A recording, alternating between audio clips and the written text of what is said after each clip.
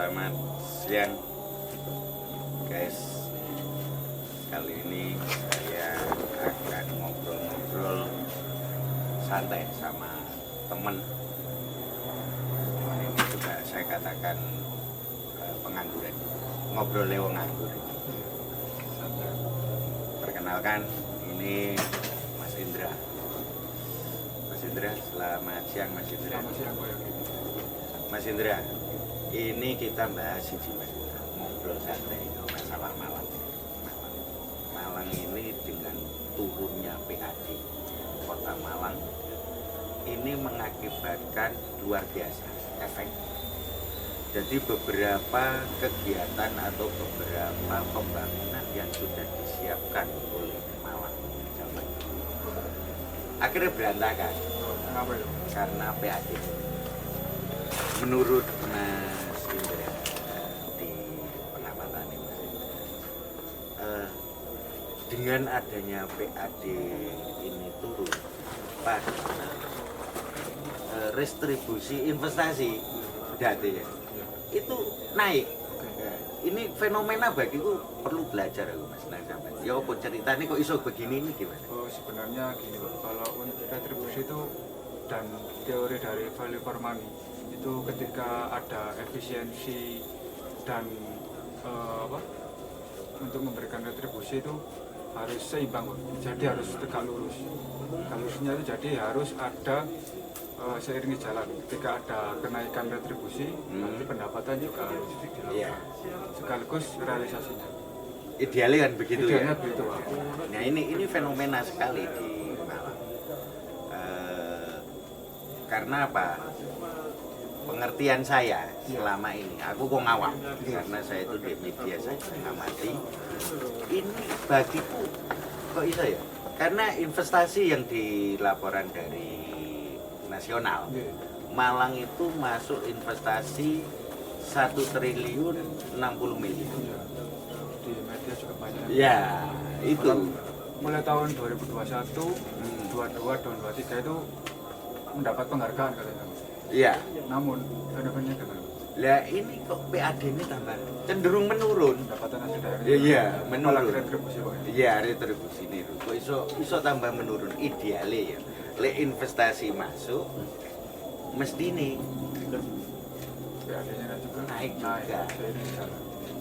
Nah, ini berarti ada mungkin Pak ya bisa diindikasi ada beberapa yang tidak tersalurkan dengan baik. Kan Jelasnya kalau- bocor ngono ya. Waduh. Wah. Mungkin seperti kalau bahasa medianya Pak. Iya. Tapi kalau bahasa dari akademisnya itu ada saluran yang terputus Pak. Oh, gitu ya. Jadi dari pusat dan daerah ini nggak sejalan. Oh. Kan seharusnya kan kalau airnya kenceng, ya saluran ke bawahnya semakin kenceng.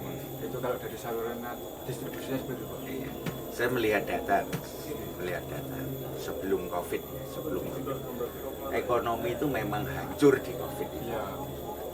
Saya dengan pendapatan 600 lebih miliar PAD Kota Malang itu bagi saya nggak apa. Tapi setelah COVID berakhir, investasi di Malang jalan. Iya benar. Contohnya yang masuk Mercu, Hotel Mercu, Alana, Iya. Asen Group, ya terus beberapa resto di Malang itu kan udah banyak menjamur sekarang. Mesti nih PAD bagi saya orang awam itu harus naik. Iya. Karena ini memang sejalan dengan Kota Malang yang pengen jadikan ini kota pariwisata. Iya. Jadi dengan bangun di Kayu Tangan Heritage, kita harus dipenuhi dengan beberapa misalnya resto, F&B, hotel juga di Malang ternyata belum memenuhi. Akhirnya mungkin dari Bapak tadi bilang ada beberapa hotel yang masuk untuk bintang 3 dan 5. Termasuk yang baru Grand Mercure dan Alana. Iya, Alana itu. Tapi ya itu tadi mungkin dari retribusi yang mereka dari kalau opini saya sih ini Pak, ada kebocoran-kebocoran. Bisa dikatakan seperti itu Pak. Lagi-lagi bocor ya. Ya nanti kita Mas Indra, saya akan minta kepada teman-teman, nanti akan minta ya sedikit keterangan dari Andi ya. Iya.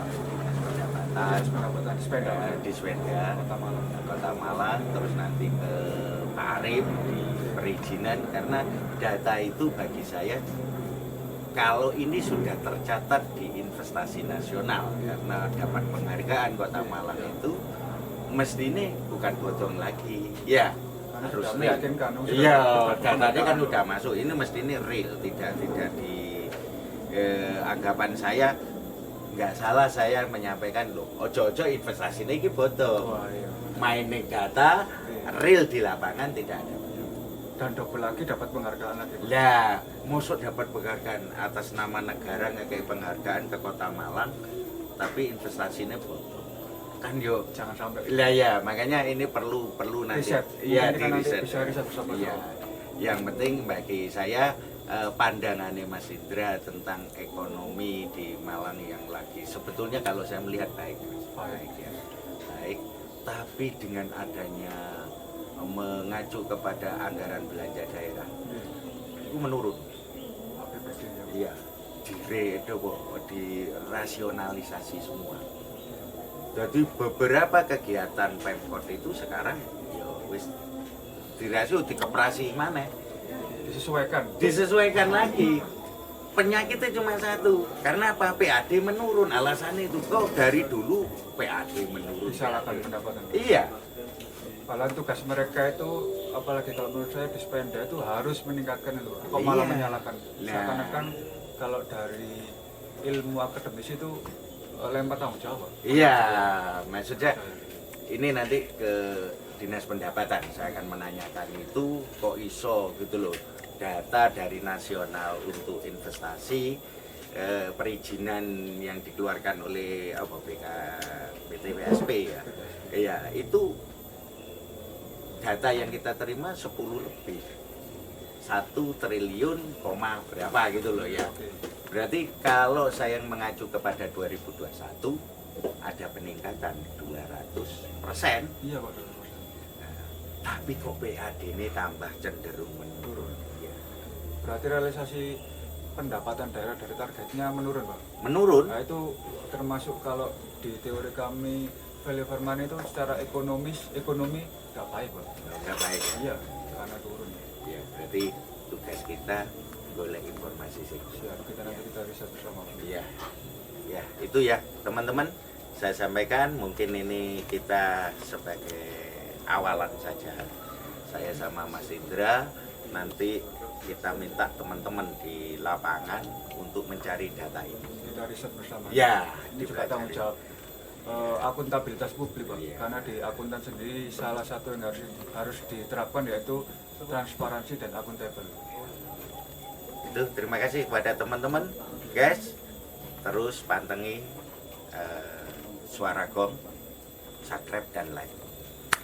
Thank you.